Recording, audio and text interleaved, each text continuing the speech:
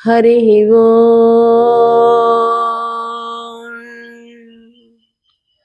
अभवाय मनोभवाय ते जलजातोदर संभवाय च जगतां प्रभवाय साक्षिणे गुरुवर्याय नमो नमः।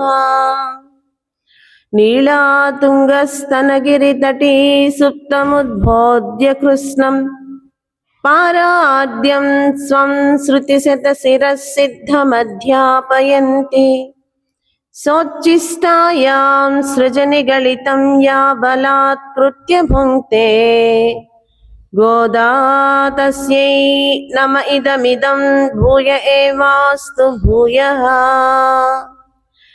करारविन्देन पदारविन्दम् मुखारविन्दे विनिवेशयन्तम् वटस्य पत्रस्य पुटे शयानम् बालं मुकुन्दं मनसा स्मरामि। बालं मुकुन्दं मनसा स्मरामि। ప్రియ భగవద్బంధువులారా, ఈరోజు మనం 12వ పాసురాన్ని అనుసంధానం చేసుకుని పాసురం యొక్క అర్థాన్ని తెలుసుకుని ఈరోజు గోపిక ఎలా నిద్ర లేచిందో ప్రయత్నం చేద్దాం. கனைத்திள்ளம் கத்தெருமை கன்று கிறங்கி நினைத்துமுலை வழியே நின்று பால் சோர நனைத்தில்லம் சேராக்கம் நற்செல்வந்தங்காய் சனப்பனத்திழையில் வாசல் கடை பத்தி சினத்தினால் தென்னிலங்கை கோமானை செத்த மனத்துக்கினியாய் பாடவும் நீவாய் திரவாய் இனித்தான் எழுந்திராய் இதென்ன பேருரக்கம் அனைத்தில்லாத்தாரு మరిందేలోరెంబావాయ్. ఈరోజు గోపిక దగ్గరికి వచ్చారు వీళ్ళు. అక్కడికి వచ్చేసరికి వెనకటి ఇళ్లలో ఇంటి ముందు పశువుల కొష్టాలుండే ఇళ్ళు ఉండేవి కదా. అట్లా ఉన్న ఆ ఇంటి ముందు వీళ్ళు ఆగారు. కానీ అక్కడ ఒక చిత్రాన్ని చూశారు వీళ్ళు. ఏం చూశారు అని అంటే, నిన్నటి రోజున ఏం చెప్పుకున్నాం, లేగదూడల ప్రాయంలో ఉన్న గోవులు, చాలా ఉన్న సంపద కలిగిన వంశంలో పుట్టిన ఓ బంగారు తీగ లాంటి గోపికను నిన్నటి రోజున లేపారు. అలానే ఈ గోపికకి కూడా చాలా సంపద ఉంది. ఎంత సంపద ఉందంటే, ఆ గోవులు, గేదెలు, ఇలా పశు సంపద చాలా ఉంది ఈ గోపికకి. ఆ చిత్రం ఏంటి అక్కడ అని అంటే, లేగదూడలు ఆ గోవుల దగ్గరికి వచ్చి పాలు అంటే పొదుగులో మూతి పెట్టి పాలు త్రాగుతున్నాయేమో అంటే ఒక టైం ఉంటుంది కదా వాటికి, ఈ టైంలో పాలు తీయాలి అనేది ఉంటుంది కదా. ఆ టైం దాటిపోతే ఆ దూడలే వచ్చి ఆ పొదుగులో మూతి పెట్టి పాలు తాగుతున్నాయి అన్న అనుభూతిని పొందుతూ ఉన్నాయట అక్కడ ఉన్న గోవులు. అలా అనుభూతి పొంది ఎవరు పాలు తీయడానికి రాలేదు, కానీ అవి పాలని కార్చి వేస్తూ ఉన్నాయట. అసలు ఆ సన్నివేశం మనం పశువులు ఉన్నవాళ్ళు ఎవరైనా సరే చూసి ఉంటారా అని అనిపిస్తుంది. చూస్తారు. పాలు తీసే టైం అయితే దూడ అరుస్తూ ఉంటుంది. ఆవు దూడను ఎప్పుడు వదులుతారా అని చెప్పి దూడంక ఆ పాలు తీసే యజమాని వంక చూస్తూ ఉంటుంది. ప్రకృతి వాటికి సమయాన్ని నేర్పిస్తుంది, తెలియజేస్తుంది. ఆకలి టయానికి ఏ జీవి ఆ జీవి ఆహారం వెతుక్కుంటూ వెళ్ళిపోతాయి. మూన్నాళ్లలోన ఎప్పుడు నేర్పెనో ప్రకృతి కాంత ఆకలియు నిద్ర. శిశువు దాంట్లో పాఠంలో చెప్తారు. పుట్టి ఒక రోజు కూడా అవలేదు, 2-3 రోజుల్లోనే పాలు కావాలి అని చెప్పి ఆ శిశువు ఏడుస్తున్నాడు. ఈ ప్రకృతి ఎంత గొప్పదో, ఎట్లా నేర్పేసిందో తెలీదు. పాలు తాగాలి, నిద్రపోవాలి అని శిశువు నేర్చేసుకున్నాడట. అట్లానే పశువులు అనగానే మనం అంటే జ్ఞానం లేని వాటిగా పోలుస్తాం మనం. అంటే వీటికి తినాలి, తాగాలి, నిద్రించాలి, ఇలాంటివి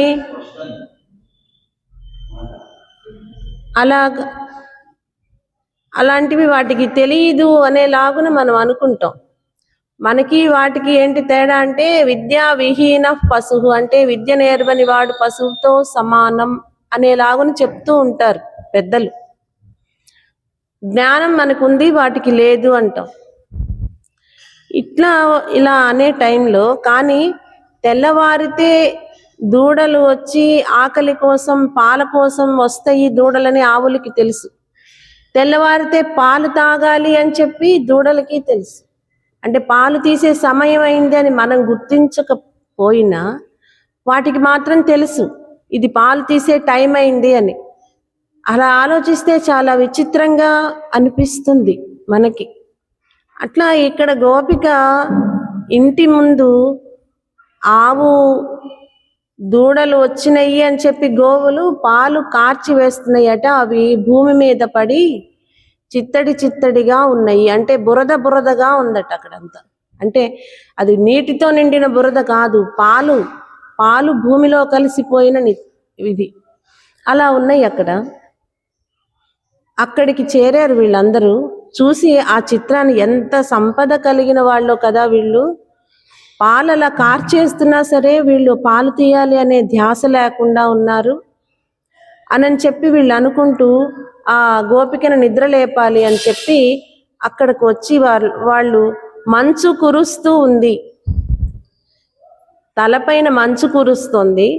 నీ ఇంటి ముంగిట మేము నుంచోడానికి పాలతో తడిసిన భూమి వల్ల అదంతా కూడా ఆ ప్రదేశం జారుతోంది. మేమింత చాలా అవస్థ పడుతూ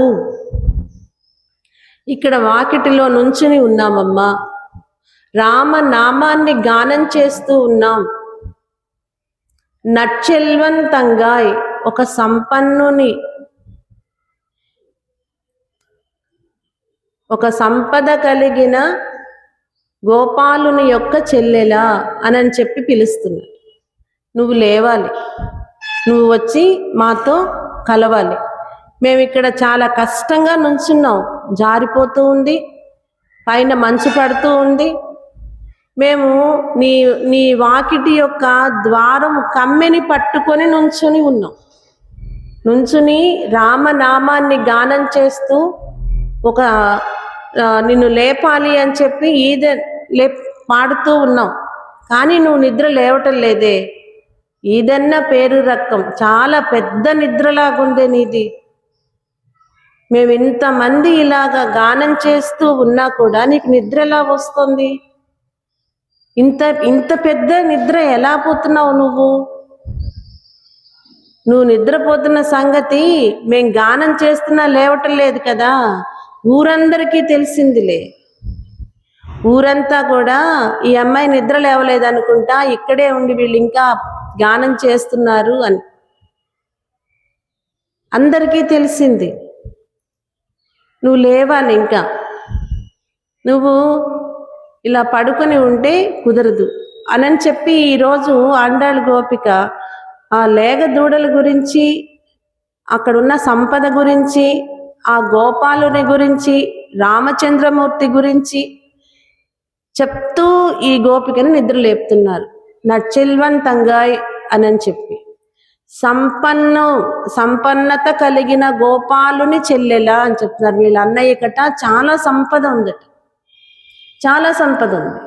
ఎంత సంపద ఉంది అనేది మనం ఇప్పుడు తెలుసుకున్నాం కదా. మనకి కొన్ని ఉంటాయి. కర్మయోగంలో ఎవరి వృత్తి విధానాల్లో వాళ్ళ వృత్తి చేసుకోవాలి. ఆ వృత్తి చేసుకోకపోతే అది కర్మయోగం మళ్ళా ఇబ్బంది కలుగుతుంది, తేడా వస్తుంది. ఏ సమయానికి చేయాల్సిన పని ఆ సమయంలోనే చెయ్యాలి. అలాగా కొన్ని ఉన్నాయి మనకి. భగవద్గీతలో శ్రీకృష్ణుడు చెప్పాడు, యజ్ఞదాన తపః కర్మ నత్యాద్యం కార్యమేవ తత్ యజ్ఞోదాన తపశ్చైవ పావనాని మనీషినా అని చెప్తారు. యజ్ఞము, దానము, తపస్సు, కర్మ ఇవి మనం చెయ్యాలి. ఈ భూమి మీదకి వచ్చినప్పుడు మనం చేయవలసిన పని ఒకటి ఉంటుంది. ఆ పనిని, మన కర్తవ్యం మనం నిర్వర్తించాలి. ఆ కర్మయోగం మనం చెయ్యాలి. ఏంటో ఎంత చేసినా ఇలానే ఉన్నాం, ఇంత వయసు వచ్చినా చెయ్యాల్సి వస్తుంది. ఇది కర్మభూమి అంటారు. ఇక్కడికి వచ్చిన వాళ్ళం ఎవరిమైనా పని చేయాల్సిందే. చెయ్యొద్దు అన్న ఊరుకోరు. చిన్నపిల్లలకి ఏం పని ఉండదు కదా, అయినా వాళ్ళు ఏదో ఒకటి ఇటు తీసి అటు పెడుతుంటారు, అటు తీసి ఇటు పెడుతుంటారు. అసలు వాళ్ళకి సంబంధం లేదు. ఇంట్లో ఆట ఏంటి వాళ్ళది, బొమ్మలు ఇచ్చాము ఆడుకోమన్నాం అనుకోండి. కొంతమంది పిల్లలు చూసారా, ఆ సామాన్ తీసి ఈ బుట్టలో వేసి సర్దుతుంటారు. ఓ పెద్ద బుట్ట ఇస్తుంది తల్లి, ఆ బుట్టలో సర్దుతుంటారు. లేదు, ఈ బుట్టలో సామాన్లు తీసుకెళ్ళి అక్కడెక్కడో టబ్బులో పెడతారు. ఇవన్నీ కాదు, అవి ఆ సామాన్ తీసుకెళ్ళి ఎక్కడో అలమరలో దాచుకుంటాడు. ఎందుకో ఇది లేదు, ఇందాక నీకు చిన్న కారు ఇచ్చాగా ఏది అని అడిగామనుకో, గబగబా ఇల్లు అలమరలో ఆ కారు తెచ్చుకుంటాడు, అక్కడ దాచుకున్నాడు అనమాట. అట్లనే పెద్దవాళ్ళు, నువ్వేం పని చెయ్యొద్దు, నువ్వు పని ఏమి చేయనక్కర్లేదు, చేసినంత కాలం చేసావు కదా, విశ్రాంతి తీసుకో అంటే వాళ్ళు కూడా ఏదో చేస్తుంటారు. ఏదో పని, ఆ పని చేయకుండా ఉండలేరు. ఏంటి అనంటే ఇది కర్మభూమి, ఇక్కడ పని చెయ్యాలి. అట్లానే ఏ పని పెడితే ఆ పని చేస్తారంటే కొన్ని వృత్తులకి కొన్ని పనులు చేయాలి. అలా చేయడంలో కొన్ని విధి విధానాలు ఉన్నాయి. ఆ విధి విధానాలతో గనక మనం పని చేస్తే అది కర్మ కౌశల్యం అవుతుంది. మనం పని చేయాల్సిందే, చేయకుండా ఇక్కడ కుదరదు. కానీ ఆ పని చేయడం వల్ల మనకేం వస్తుంది, ఆయన చెప్పిన, అంటే శ్రీకృష్ణుడు చెప్పిన భగవద్గీతలో పని చేయడం వలన మనకేం వస్తుంది అని అంటే కర్మ కౌశల్యం వస్తుంది. ఆ కర్మలో ఒక నిష్ఠ వస్తుంది. పావనాని మనీషిన, మనిషి మాలిన్యాన్ని తొలగించుకున్నవాడు అవుతాడు. ఎప్పుడు మనం చెప్పాం కదా, మాలిన్యము అనంటే అది వరకు మనకి, అంటే ఒక దానికి అది వరకు దుమ్ము పట్టిపోయి ఉంటే ఆ దుమ్ముని శుభ్రం చేస్తే అది నిర్మలత్వము వస్తుంది అని చెప్పి, అలానే మనం మాలిన్యాన్ని తొలగించుకుంటాం. ఎప్పుడు తొలగించుకుంటాం మాలిన్యాన్ని మనం అంటే యజ్ఞదాన తపః కర్మ. యజ్ఞాలు చాలా ఉన్నాయి. నువ్వు ఏది చేసినా అది యజ్ఞమే. జ్ఞాన యజ్ఞం చెయ్యొచ్చు, కర్మయజ్ఞం చెయ్యొచ్చు, యోగ యజ్ఞం చెయ్యొచ్చు. యజ్ఞము అనగానే అది ఆచార్య స్వాములు చేసేది కదా, మంది కాదు. నువ్వు ఏది చేసినా సరే, నువ్వు పారాయణ చేస్తున్నావు, ఆ టయాన్ని కూర్చుని ఆ పారాయణ చేస్తూనే ఉన్నావు అనుకో, నీ జన్మాంతం. ఆమె బ్రతికున్న వరకు కూడా జ్ఞానయజ్ఞం చేసుకునేదండి, అది మానేది కాదు. ఆమె ఏదో చదువుతూనే ఉండేది. ఏ సమయంలో అయినా సరే ఒక పారాయణ పెట్టుకుని ఆ పారాయణ ఆమె చేస్తూనే ఉండేది. అది జ్ఞానయజ్ఞం. దానివల్ల ఏమవుతుంది, నిర్మలత్వం వస్తుంది, మాలిన్యం తొలుగుతుంది. అట్లానే దానం, యజ్ఞం చేయలేము, కొంత వయసు వచ్చిన తర్వాత కూర్చుని చదవడం ఇబ్బందిగా ఉంది. దానం ఏదైనా సరే, ఎవరు వచ్చినా ఏదైనా ఇవ్వాలి అని అనిపించాలి, ఏవో ఇవ్వాలి, నేను ఇవ్వలేని స్థితి అని అనుకున్నప్పుడు అది ఏ పటికి బెల్లమైనా సరే ఇంటికి వచ్చి వెళ్తున్నారు అని అంటే కొంచెం వాళ్ళకి ఇవ్వాలి అనే బుద్ధి కలిగి ఉండాలి. అది దాన యజ్ఞం. తపస్సు నీకు నువ్వు చేసుకునేది, అది తపోయజ్ఞం. ఇలాంటి యజ్ఞాలన్నీ కూడా చేసుకోవాలి. అలానే కర్మయజ్ఞం, రోజు లేవటం, ఇది కర్మయజ్ఞంలోనే గోపికలు, ఈ కాత్యాయని వ్రతాన్ని చేస్తుంది. మనకి ఆండాళ్ళ గోపిక ఏం చెప్తుంది?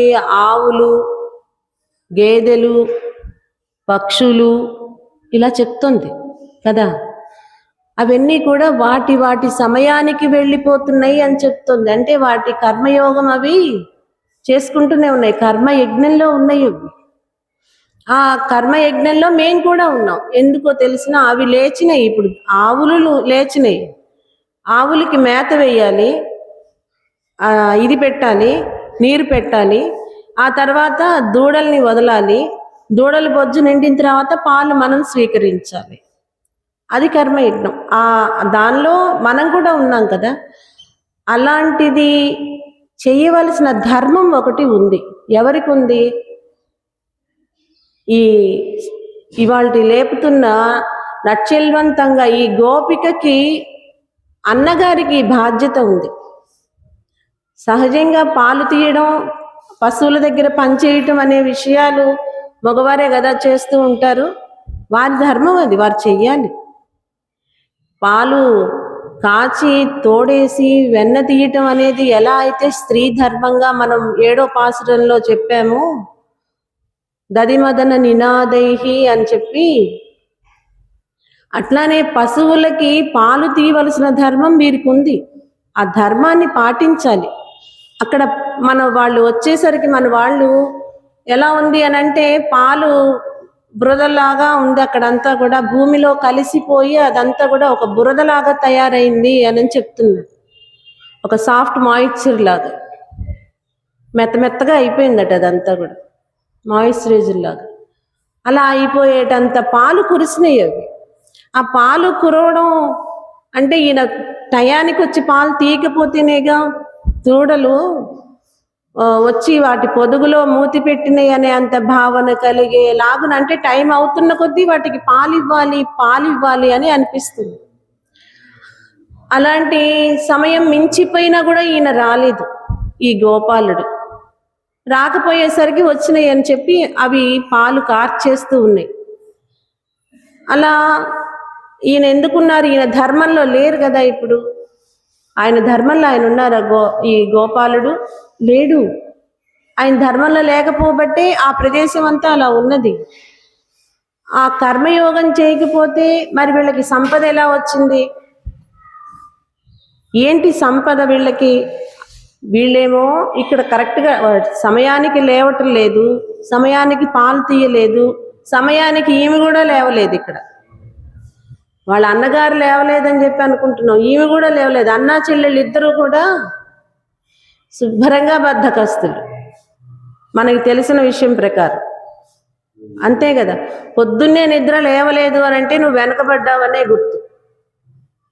ఉదయాన్నే నేను నిద్ర లేవలేను, లేకపోతే ఉదయం కొంత వయసు వచ్చిన తర్వాత లేకపోవడం అది వేరు. నీకు వయసు ఉండి నువ్వు పొద్దుటే లేవలేకుండా ఉంటే అది తప్పు విషయం.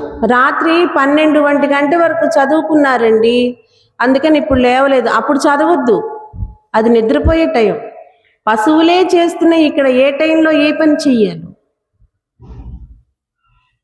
ఇప్పుడు ఆయన పాలు తీయలేదు అనే విషయం వీళ్ళ దాకా ఎలా వచ్చింది? ఈయన పని చేయలేదు అని చెప్పి పశువులు అక్కడ తెలియచేస్తుంది, గోవులు తెలియచేస్తుంది, ఈయన మా పాలు తీయలేదు అందుకే మేము కార్చేస్తున్నాం ఇక్కడ అని చెప్పి.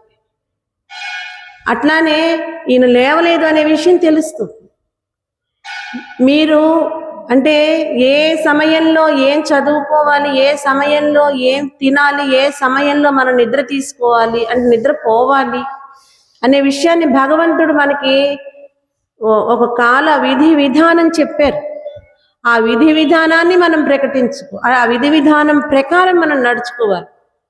అప్పుడు ఏమొస్తుంది మనకి? ఆ కర్మ యొక్క ఇది కర్మ కౌశల్యం వస్తుంది, ఆ కర్మలో ప్రావీణ్యత వస్తుంది.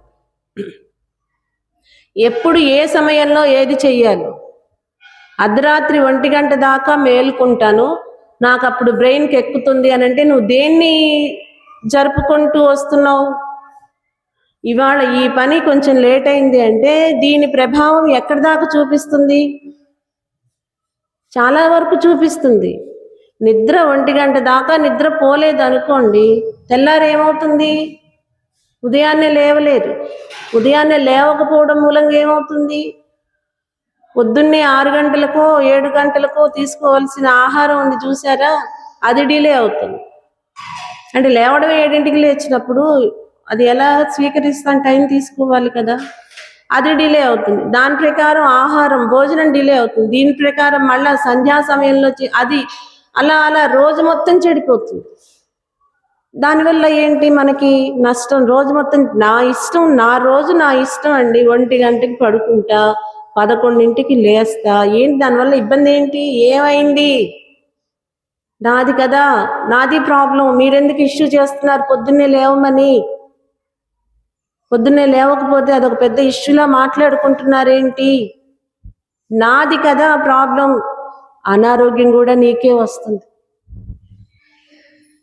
ఆ ప్రాబ్లం నీదే, అప్పుడు మాది కాదు. అది వస్తుంది అని ఇది చెప్తున్నాం. 80 ఏళ్ళు వచ్చినా 70 ఏళ్ళు వచ్చినా చక్కగా ఆలయాలకు వెళ్తున్నారు. ఇంట్లో వారి పని వారైనా చేసుకుంటున్నారు.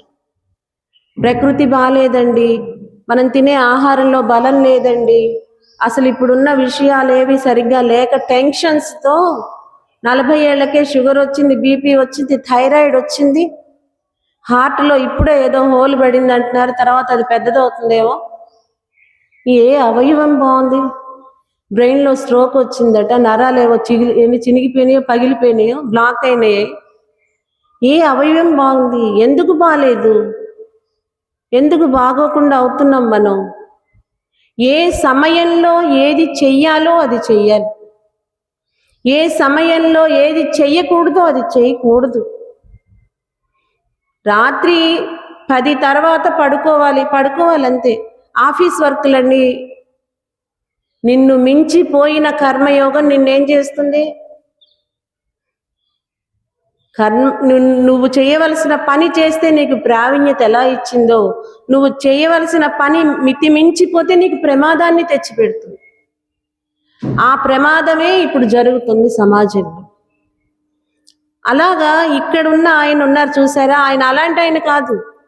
ఇలాగా కార్యక్రమాలు డిలే చేసుకుంటూ వెళ్తున్న గోపాలుడు కాదు ఈయన.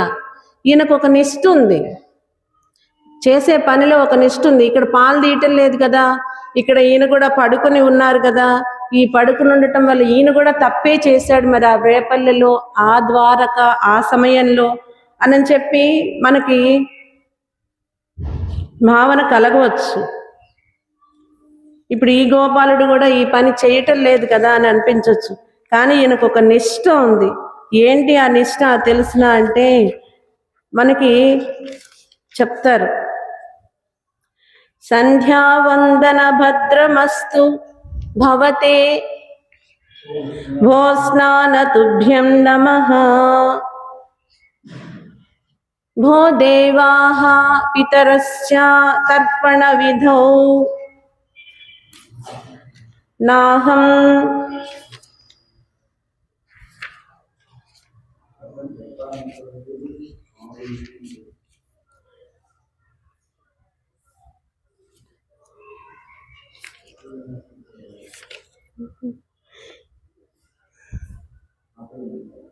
ఏంటి ఆ నిష్ఠ అంటే సంధ్యావందన భద్రమస్తు భవతే భో స్నాన తుభ్యం నమః భో దేవాః పితరశ్చ తర్పణ విధౌ నాహం వక్ష్యామ్యహం క్షమః క్షమ్యతాం యత్ర క్వాపి నిషీద్య యాదవ కులోత్తమస్య కంసద్విషః స్మారం స్మారమేఘమహర హరామి తదంతం మధ్యేన కిమన్యేన మన్యేన మే. అది ఉంది ఆయనకి. సంధ్యావందన భద్రమస్తు మే. సంధ్యావందనమా, నీకు నమస్కారం చేయించున్నాను. నేను అశక్తుణ్ణి, చేయలేను. నేను సంధ్యావందనం చేయడానికి భో స్నాన తుభ్యం నమః, నేను స్నాన సంధ్యావందనాదులేవి కూడా చెయ్యలేను, అశక్తుణ్ణి, మీకు నమస్కారం చేస్తున్నాను. నేను భోదేవ దేవతలకి పూజ చేయలేను, దానికో నమస్కారం చేస్తాను. ఇదేదో చాలా బాగుంది. సర్వదేవ నమస్కారం కేశవం ప్రతిగచ్చతి. ప్రతిదానికి నమస్కారం అనేది ఒకటి చెప్పేస్తే మన సంస్కారం తెలిసిపోతుంది, హాయిగా ఉండొచ్చు. ఇది బాగుంది. ఏదో ఒక దానిలో ఉంటే భగవంతుడిని చేరుతాం. అట్లానే వీటన్నింటికీ నమస్కారం. దేనికి? స్నానానికి, సంధ్యావందనానికి, దేవతల పూజకి, వీళ్ళు పితృతర్పణలు అవి చేసే విధానానికి, పితృదేవతలకి, వీటన్నింటికీ కూడా నమస్కారం. నేను అశక్తుణ్ణి, నేను చెయ్యలేను, కానీ నేను ఒకటి చేస్తాను. ఇవన్నీ కూడా నేను చెయ్యలేను, వీటన్నింటికీ నేను అశక్తుణ్ణి. ఎత్ర క్వాపి, ఎక్కడెక్కడైతే తిరుగుతూ ఉంటారో ఎవరు? యాదవ కులోత్తమస్య, యాదవ వంశంలో ఉత్తమమైన పురుషోత్తముడైన కంసద్విహి, శ్రీకృష్ణుడు కంసుని యొక్క వైరి అయిన, కంసుడికి నిత్యము వైరి అట ఆయన, అలాంటి వైరి అయిన శ్రీకృష్ణుడు స్మారం స్మారం, ఆయన్ని మాత్రం నేను స్మరిస్తూ స్మరిస్తూ అఘమహామి. ఆ పాపం ఏదో ఉంది చూసారా, ఇందాక మనం అనుకున్నాం పావనాని మనీషిన, ఇవన్నీ చేయడం వల్ల మనిషి తన మాలిన్యాన్ని తొలగించుకుంటాడు అని చెప్పి అనుకున్నాం కదా. అది నేను కూడా తొలగించుకుంటాను. ఎలాగో తెలిసిన కృష్ణుడు ఎక్కడికి వెళ్తే అక్కడికి వెళ్తాను, ఎక్కడ కూర్చుంటే అక్కడ కూర్చుంటాను. ఆయన ఎటువంటి పని నాకు చెప్పినా నేను చేస్తాను. మన్యేన మన్యేన మే, ఆయన అదే నాకు బాగుందనిపిస్తుంది, అంతకు మించి నాకు ఇవేమీ అక్కర్లేదు అని చెప్తున్నారు. పెద్ద వ్రతం చేస్తున్నారు ఈ గోపాలుడు. ఇక్కడ యజ్ఞం కొంచెం సేపే చేస్తాం, తపస్సు కొంచెం సేపే చేస్తాం, దానం మనకి ఒక్కొక్కసారి లేచి వెళ్ళే శక్తి లేక రేపు రమ్మని చెప్తాం, కర్మ కూడా ఒక్కొక్కసారి చేయలేమేమో అని చెప్పి ఆ కర్మ చేయకుండా, ఇప్పుడు ఉన్నారు కదా ఇలానే కర్మ చేయకుండా ఉండిపోతాం. కానీ ఆయన ఒకటి మాత్రం నిష్ఠ పెట్టుకున్నారట. ఈయన కూడా అధ్యవసాయ నిష్ఠ కలిగిన గోపాలుడు. అది మాత్రం ఆయన మానుకోరట. లక్ష్మణస్వామిని చెప్తారు, లక్ష్మణో లక్ష్మీ సంపన్న అని చెప్తారు. ఆయనకి సంపన్నత ఏంటి? ఎప్పుడు అన్న వెనకాల ఉండేవాళ్ళు. ఒకళ్ళ కింద ఉండాలి అని అంటే అదేదో పెద్ద నేనే మొనార్క్, నాకు లేదెవరు ఎదురు అన్నట్టు ఉండాలి అనుకుంటాం, అలానే ఉంటారు. కానీ ఒకరి కింద ఉండాలి అని అంటే ఎవరికి ఆట్య నచ్చదు. నచ్చుతుందా? నచ్చదు. విధి లేక ఉంటారు, ఏదైనా అవసరం అయితే ఉంటారు. అంతేగాని నేను ఒకరి కింద ఉండటం, ఒకరి కింద చేయటం నాకు ఇష్టం లేదు. స్వామి దగ్గర ఏది చేసినా ఇది నాకు ఇష్టమే. ఈ పనులన్నింటికన్నా కూడా శ్రీకృష్ణయ్య దగ్గర ఎక్కడెక్కడ ఆయన ఎక్కడుంటాడో చెప్పలేం కదా. ఆ ఎక్కడెక్కడ ఆయన తిరుగుతున్నాడో అక్కడెక్కడికి వెళ్ళి ఆయనతో ఉండటం నాకు ఇష్టం. అది నిష్ట. అది నేను స్నానం చేశానా, సంధ్యావందనం చేశానా, దేవతార్చన చేశానా, పితృతర్పణ ఇచ్చానా, ఇవన్నీ నాకు అవసరం లేదు. ఇంట్లో మళ్ళీ ఆవులకి పాలు తీసానా, నేను చేయవలసిన పని చేసి మళ్ళీ కృష్ణుడి దగ్గరికి వెళ్ళాలా, ఇదంతా నాకు అవసరం లేదు. నేను లేచేసరికి కృష్ణయ్య రమ్మని ఈయన స్నేహితుడయ్యి ఉంటాడండి. శ్రీకృష్ణయ్యకి ఈ గోపాలుడు స్నేహితుడయ్యి ఉంటాడు, అంతే కదా. స్నేహమే కదా. భగవంతుడితో మనకి భక్తితో పాటు స్నేహం కూడా ఉంటుంది. ఆ స్నేహం ఉండబట్టే చెప్తూ ఉంటాం, ఏదైనా సరే విషయం మాట్లాడేటప్పుడు కొన్ని మాట్లాడుకుంటూ ఉంటాం కదా స్వామితో. వాళ్ళు చెప్తేనే చేస్తావా, నేను చెప్తే చేయవా అని. వారు చెప్పిందే వింటావా, నేను చెప్పింది వినవా, ఇలాంటివన్నీ స్వామితో మాట్లాడుకుంటాం. చాలా హాయిగా ప్రశాంతంగా ఉంటుంది. అలా స్నేహితుడయ్యి ఉంటాడు ఈ గోపాలుడు. అందుకని ఆయన లేచేసరికి ఈయన వెళ్ళిపోయి అక్కడ ఉండాలి, రెడీ. నేను వచ్చేసాను. మనం ఎక్కడికి వెళ్ళాలి? వాళ్ళ వెన్న పాల ఏదో ఉంటాయి కదా అవన్నీ. ఆయన ఎక్కడికి వెళ్తే అక్కడికి వెళ్ళడమే ఈయన నిష్ట. ఈయన సంధ్యావందనం అది ఈయన చేస్తారు. అందువల్ల ఈ పాలు ఇక్కడ తీయలేకపోయారు. మరి ఈయన కర్మయోగం చేయకుండా ఆయన దగ్గరికి వెళ్ళడం ఇదంతా చూస్తే ఇబ్బందిగా ఉంది. మరి వీళ్ళకి సంపద ఎలా ఉంది? సంపన్నుని చెల్లెలా నచ్చెల్వంతంగా అని చెప్తున్నారు. సంపద ఎలాగా?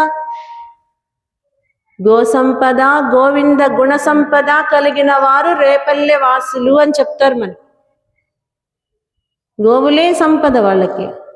గోవింద గుణ సంపద, గోవిందుని యొక్క గుణాలను కీర్తించడమే సంపద. ఆ గోవింద గుణ సంపద పరిపుష్టిగా పరిపూర్ణంగా ఉన్న ఆయన ఈ గోపాలుడు ఉంది కదా, ఆయనకి పరిపుష్టిగా ఉంది. మనం 2 రోజులు దీపం పెట్టామండి. 3వ రోజు ఉదయాన్నే లేచి ఏదో పని వల్ల హడావిడికి వెళ్ళిపోవాల్సి వచ్చింది అనుకోండి, మనసు గుర్తు చేస్తూ ఉంటుంది, ఇవాళ లేచంగానే దీపం పెట్టలేదు, ఇవాళ అంటే అదే తలుస్తూ ఉంటుంది. మనం చేసిన పని, ఈ పని చేయలేకపోయాం, రోజు దీపం పెట్టి 4 పూలు పెట్టుకుంది బయటికి రాని, ఇవాళేంటో ఇలా వచ్చేసాను ఈ పని వల్ల, ఇవాళేంటో ఇలా దాని మీదే ఉంటుంది ధ్యాస. అలాంటిది గోవులున్నాయి, గోవులకి దూడలున్నాయి, దూడలు నేను పాలు వదలకుండా వచ్చేసానని అనుకున్నాడు అనుకోండి. ఈ గోపాలుడు అక్కడ కృష్ణుడి దగ్గర ఉన్న ప్రయోజనం లేదు కదా. అవి ఉంటే నాకే, అవి పాలు తాగితే నాకే, పాలు కారిపోతే నాకే, నేను కృష్ణుడితో ఉండటమే నా సంపద అనుకున్నాడు ఆయన. అదేలాగండి, ఇందాక మీరు కర్మయోగం చేయడానికి వచ్చాం ఈ భూమి మీదకి, కర్మ చెయ్యాల్సిందే అని చెప్పారు కదా, ఇదేలా? ఆయన దగ్గర ఉంటే ఎలా అంటే ఆయన దగ్గర ఉండాలి అనే పని చేస్తున్నారు. చెప్పండి, కొంతమందికి ఒక 24 గంటలు గుళ్ళోనే కూర్చోవాలి వచ్చి అని చెప్పి ఉండలేరు ఖచ్చితంగా. ఏం చేస్తారు పొద్దుకులు అని అంటారు. అదే భక్తులండి అరుగుల మీద కూర్చోవాలంటే కూర్చోలేరు. 1 రోజు 2 రోజులు అయిపోయిన తర్వాత ఏంటో వీళ్ళందరూ నచ్చడం లేదు అనిపిస్తుంది. ఇది చెప్తే అతిశయోక్తిగా ఉంటుంది, అబ్బో అన్నట్టు అంటారు. చాలా కష్టంగా అనిపిస్తుంది, ఏంటి నేను ఇలా ఉన్నాను అనిపిస్తుంది. అదే వారిని వచ్చి ఇక్కడ కూర్చోమన్నా వాళ్ళకి అదే అనిపిస్తుంది. మీరు వచ్చి ఒక 2 గంటలు ప్రతిరోజు గుళ్ళో కూర్చుని వెళ్ళండి, ఏం చెయ్యొద్దంటే ఆ 2 గంటలు ఎప్పుడవుతుందా అని చూస్తారు. వాళ్ళు కూర్చోలేరు. మనం ఎలాగ అరుగుల మీద కూర్చోలేము, వాళ్ళు గుళ్ళో కూర్చోలేరు. అలాంటిది ఈ కర్మయోగం చేసుకుంటున్న రేపల్లె వాసులందరికీ కూడా గో సంపదే ప్రధానం. ఆయన గో సంపద వీళ్ళందరికీ ఉంది కదా, నాకు గోవింద సంపద కావాలనుకున్నారు. చాలా గొప్పవారు ఆయన దగ్గర ఉండటమే సంపద. ఇవన్నీ నాకు అనవసరం కదా, నశ్యతే, ఇవన్నీ నశించిపోయేవి. గోవిందుడి దగ్గర ఉండటమే నా సంపద. గోవింద గుణ సంపద కలిగిన వారి గోపాలుడు. అలాంటి మంచి భావన కలిగిన చెల్లెలు ఎవరు? ఈరోజు గోపిక. ఆ మంచి భావన కలిగిన చెల్లెలు అనంటే, మాకు చిన్నప్పుడు ఎలా ఉండేదంటే ఏ విషయం తెలిసినా అన్నయ్యకి చెప్పేయాలి, అన్నయ్యకి ఏ విషయం తెలిసినా ముందొచ్చి చెల్లికి చెప్పేయాలి. వాళ్ళిద్దరికీ తెలియకుండా ఏ విషయం ఉండదు. తల్లిదండ్రులకి తెలియకుండా కూడా ఉంటుందేమో. నేను మొన్న వాడి పుస్తకం చించాను, వాడు నన్ను వాళ్ళ కొట్టడానికి వస్తాడనేది కూడా ఈ చెల్లికి తెలుస్తుంది. అన్నా నేను వచ్చేటప్పుడు పడ్డానన్నా, దెబ్బ తగిలింది, అమ్మకి చెప్పు మాకు, ఈ అన్నయ్యకి తెలుస్తుంది. అట్లానే గోవిందుణ్ణి కొలవు తల్లి నువ్వు, వీళ్ళందరూ అనుకునేటి ఇట్లా అనుకోమాకని ఆ గోపాలుడు చెప్పే ఉంటాడు. ఎవరికి? ఈ చెల్లెలకి. వాళ్ళిద్దరూ మాట్లాడుకుంటారు కదా, అన్నా చెల్లెళ్ళు అనంటే మాట్లాడుకోకుండా ఆ బంధం ఎక్కడికి పోదు, అది రక్త సంబంధం. ఏ బంధాలు వచ్చినా కొన్ని బంధాలు పోవు. అలానే ఈ అన్నగారు ఈ చెల్లెలకి చెప్పుంటారు, చెల్లి వీళ్ళందరూ ఏదో అనుకుంటున్నారు కానీ ఇవి కాదమ్మా, గోవిందుణ్ణి కొలవడమే మనకి నిజమైన సంపద. ఇదంతా నువ్వు పొద్దున్నేలే పెరుగు చిలుకు వెన్న తీసి అది చేయి ఇది చేయని అమ్మ చెప్తూ ఉంటుంది, చేయలే కానీ శ్రీకృష్ణుణ్ణి కొలవడమే సంపదమ్మా, నేను అనుభవిస్తున్నాను అని చెప్పుంటాడు ఈయన. అందుకని ఈమె ఈదన్న పేరు రకం పెద్ద నిద్రపోతుందట. నిద్రలో కూడా పెద్ద నిద్ర అనేది ఉంటుందా? పెద్ద నిద్ర అనేది ఉంటుందా?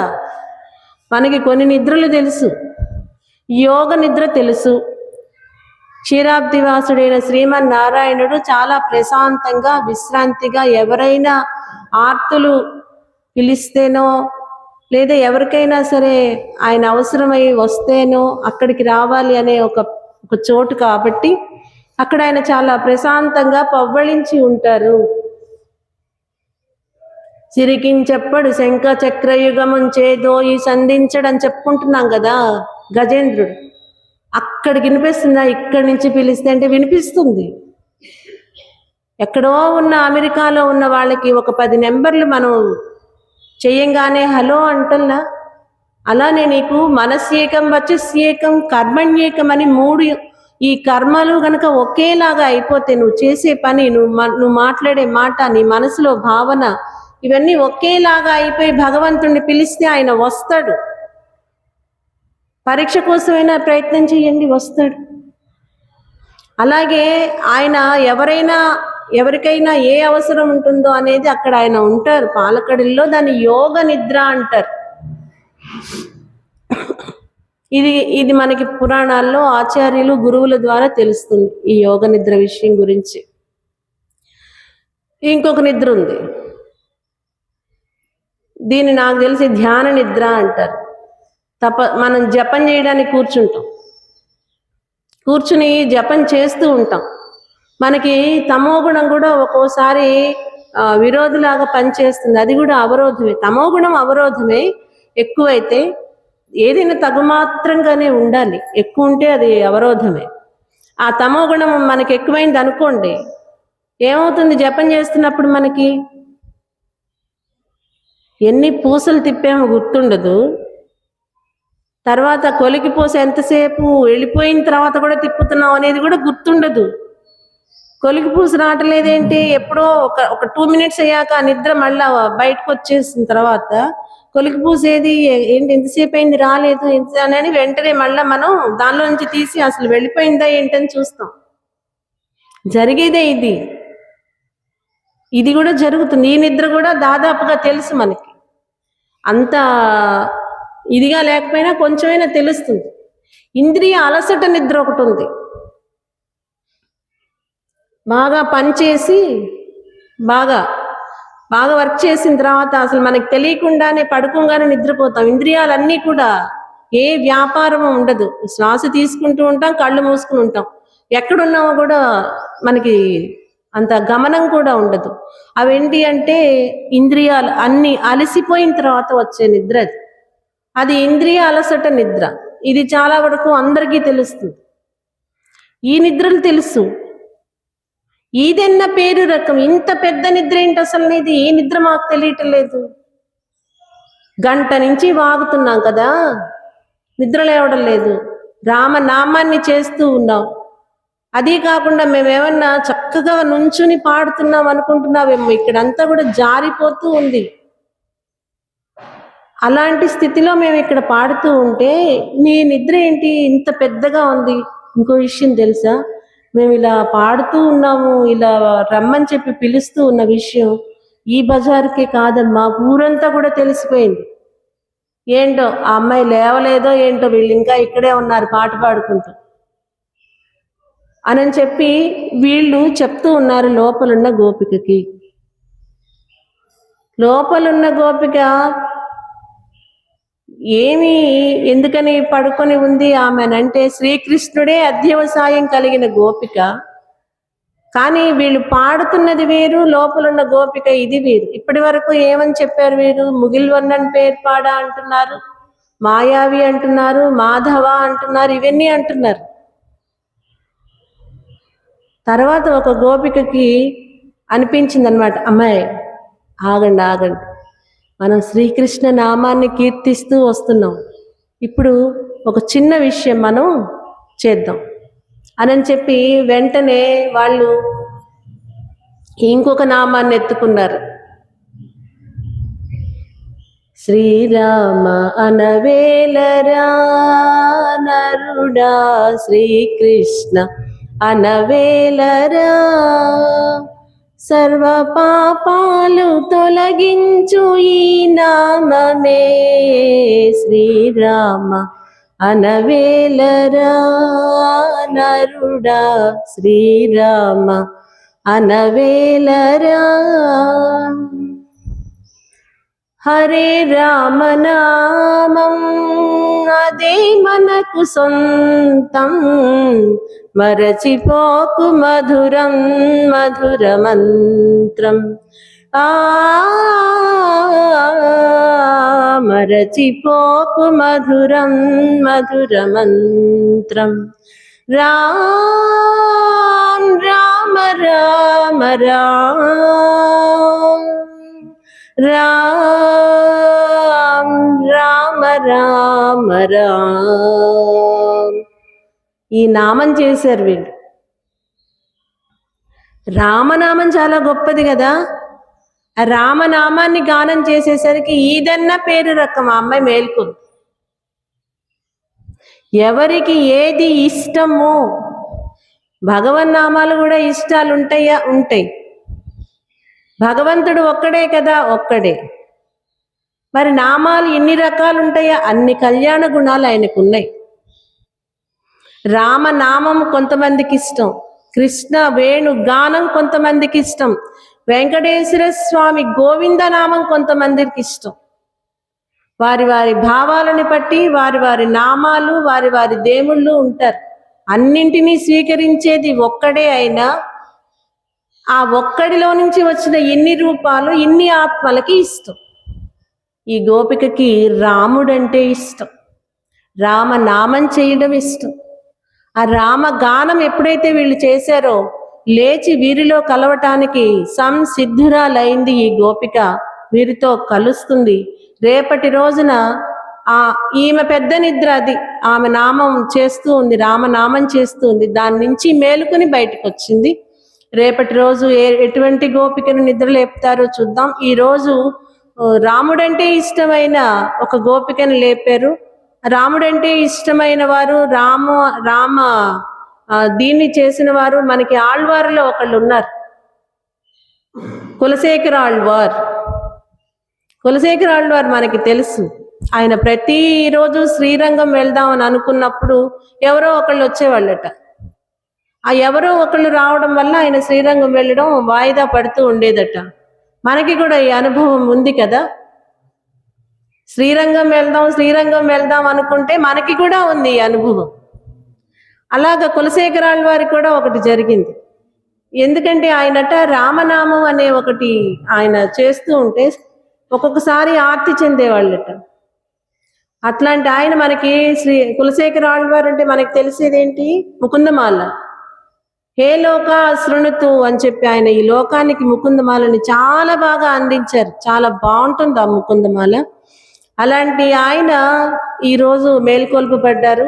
మనకి ఈ కలియుగంలో శ్రీ వెంకటేశ్వర స్వామి వారి ఈ సన్నిధిలో కులశేఖర పడి అని ఉంటుంది. ఏది తక్కువతనం, ఏది ఎక్కువతనం, ఏది గొప్ప, నేను గొప్ప, వారు గొప్ప, ఇవి కాదండి. భగవంతుడి దగ్గర ఏదైనా గొప్పే. కులశేఖర పడి అని చెప్పి ఇప్పుడు చెప్పుకుంటున్నామంటే ఆ మహానుభావుడు ఎంత ఇదిగా చేశారో తెలుసా? ఎంత అధ్యవసాయం చేసి ఉంటారు, ఎంత నిష్ట ఉండి ఉంటుందో. ఇందాక మనం చెప్పుకున్న గోపాలుడిలాగా ఎంత నిష్ట ఉంటుందో.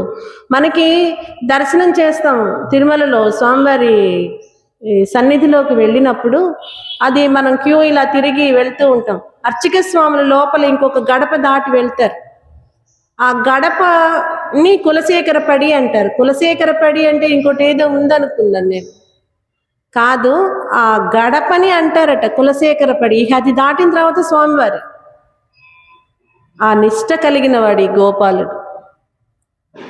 ఎప్పుడు నువ్వు ఆలయంలో శిల్పమై ఉంటావా, ఆలయంలో బండై ఉంటావు అంటే ఏదై ఉంటానికైనా సిద్ధపడతాను అని ఉంటారు ఆయన. ఆయన ఆ గడప అయ్యారట కులశేఖరాళ్ళు వారు. దాన్ని ఇప్పుడు ఆ గుర్తుగా అర్చక స్వాముల భాషలో ఏం చెప్తారంటే దాన్ని కులశేఖర పడి అంటారు. అది దాటి ఎవ్వరు రారు. అది దాటాలి అంటే ఆచార్యుడే దాటుతారు అంతే. ఆ అర్చన చేసేవారు ఉంటారు చూసారా, ఆ అర్చన చేసేవారు దాటి లోపలికి వెళ్ళి స్వామికి అర్చన చేస్తారు. వీళ్ళు ఉంటారు, అక్కడున్న జీయర్ స్వాములు ఉంటారు, వారు అక్కడ తులసిని అందిస్తారు. అంటే అక్కడ ఎవరుంటారు? స్వామి, ఆచార్యులు, యతులు మాత్రమే ఉంటారు ఆ గడపకి సన్నిహితంగా. మరి ఇతరులు ఎవ్వరూ ఉండరు.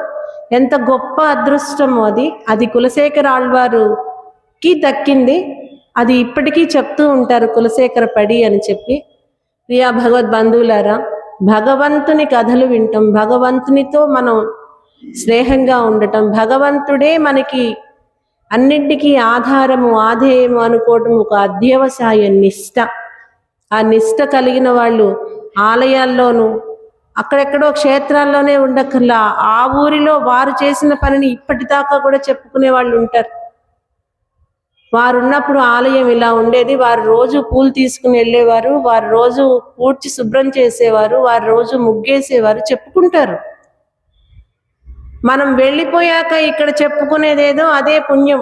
ఆ పుణ్యమే భగవంతుడు మనకి అది వైకుంఠం ఇవ్వచ్చు, స్వర్గం ఇవ్వచ్చు, ఏదైనా ఇంకొక జన్మ ఉత్తమమైనది ఇవ్వచ్చు. అలాంటి పని చేసుకోవాలి అని తెలియచేస్తూ నామం చెప్పుకుని ముగిద్దాం. ఓం నమో భగవతే వాసుదేవాయ.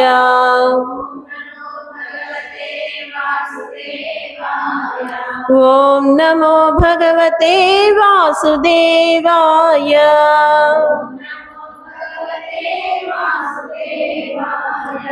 ఓం నమో భగవతే వాసుదేవాయ.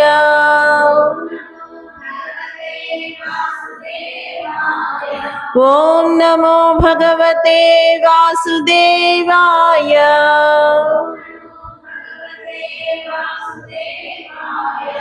ఓం నమో భగవతే వాసుదేవాయ.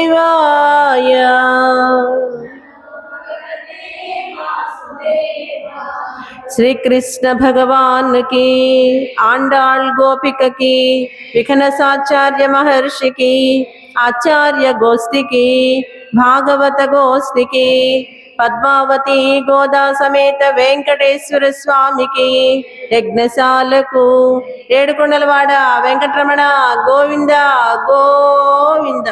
ఓం శ్రీహరి. ఓం శ్రీహరి.